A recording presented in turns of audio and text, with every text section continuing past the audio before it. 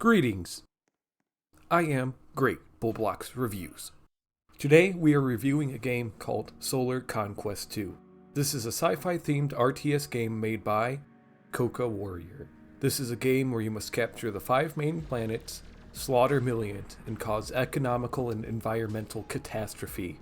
My people would be terrified if their leader looked like this. So I established a tyrannical government that devastates any uprising with zero remorse. So anyway, let us begin. To join the game, players must touch one of the 5 colored tiles. Transparent tiles represent captured teams. You touching the transparent tiles will do nothing. Once your player touches one of the tiles, that count. They will be transported to any captured planet on that team. On captured planets you can deploy turrets, launch spaceships, harvest resources, and research powerful weapons. Other teams may want to take over that planet, so you must place countless towers with impenetrable defenses, using endless RUs your character earned from working themselves to the bone. Oh yeah, in order to build anything, you must have RUs. Players start out with a limit of 500 RUs. RUs can be obtained through fracking, mining, or defeating players in combat. The more RUs a player has, the more RUs they will drop on death. Some things will cost more than 500 RUs. Don't worry, that limit can be increased. The best way to increase the RU limit is to place down a colony center to unlock the skyscraper, and find your way to the purple roof tile. Touching this will add another floor to the skyscraper. You can repeat this until you have a complete skyscraper, or you can just spam houses. Like many RTS games, players can deploy numerous buildings and spacecraft to capture other planets. You can click on the build menu or press B to open.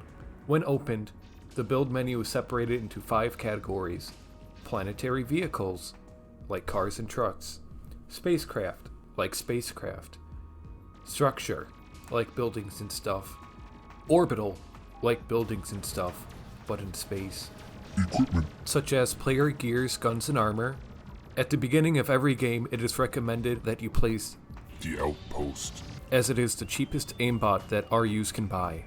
In order to even leave your planet, you must use a spaceship. A shuttle will get the job done, but there are much better ships to dominate the galaxy with. To start, build a ship. Then, select the remote tool in the character's hotbar. To start the ship, players must press Y, and the ship will begin to take off automatically. Use left shift to increase speed, and use left control to reduce speed. You can press Z to use a boost, which will speed up a player's ship. Once you get a hang of the controls, you can fly up into space. Once you are in space, you can press the H button to go into hyperspace. You can also increase the hyperspace speed with Z. Most spacecraft will be equipped with some sort of blaster and maybe even an explosive device.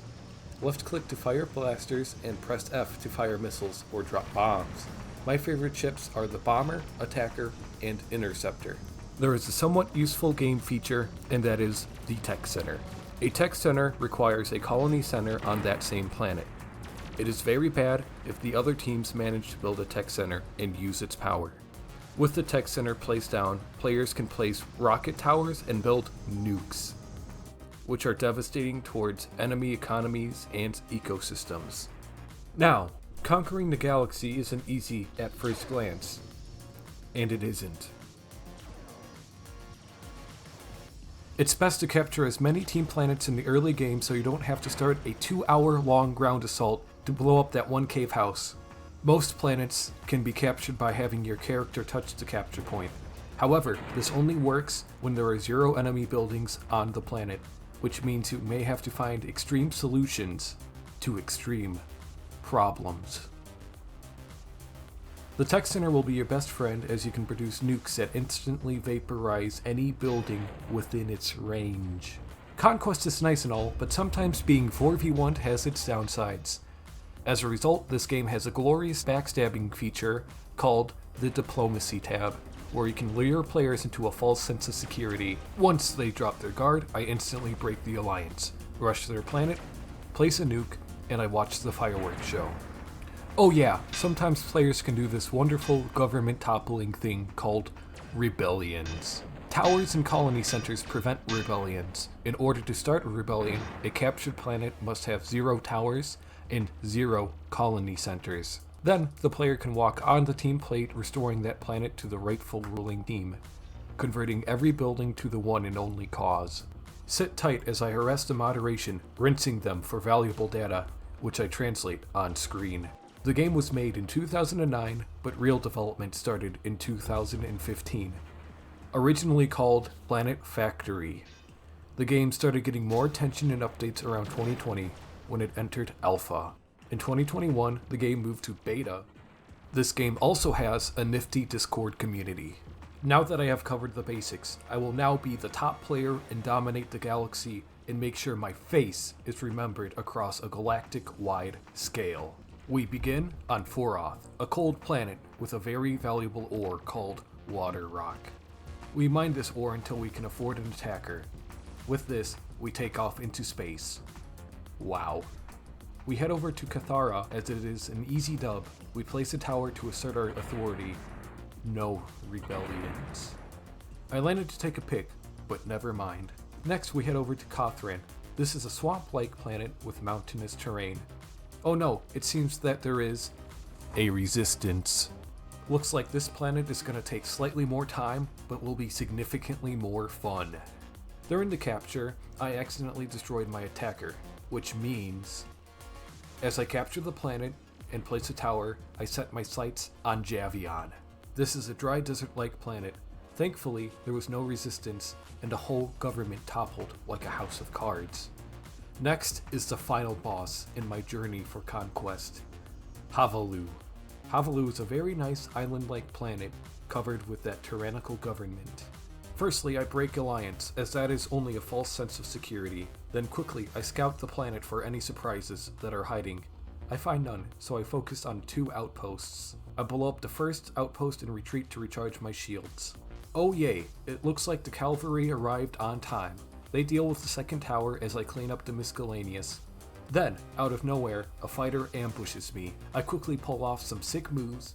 I manage to land a rocket right into his cockpit, blowing up the vessel and mutilating the person inside.